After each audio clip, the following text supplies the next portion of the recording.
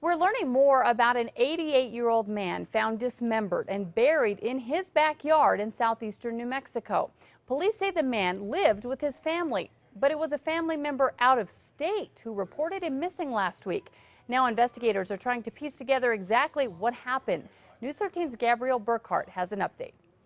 It was Friday afternoon when Carlsbad Police got a call from 88-year-old Thomas Alumba's grandson in Virginia.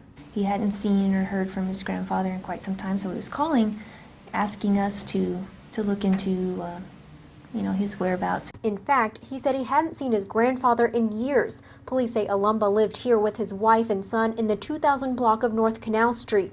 Neighbors say the street is usually quiet, that the family had been here roughly 3 years. I think they pretty well kept to themselves, and this neighborhood here doesn't really socialize too much together. But what started as a missing person case led police to a disturbing find. Sunday, investigators served a search warrant and found Alumba's body mutilated and buried in trash bags in separate places in his backyard. It's kind of shocking to hear something like that goes on in your neighborhood. At this point in the investigation, police will not say what exactly led them to search in this backyard, just that they received a tip that Alumba was possibly buried there. Police say they do have persons of interest, but so far no one has been arrested in the case. Police say neither Alumba's son nor his wife had reported him missing. Are they being looked at all as potential persons? I can't really go into who we're looking at as far as persons of interest. Police say the family is cooperating with the investigation. Detectives say they had to dig to find Alumba's body, which was hidden from plain sight.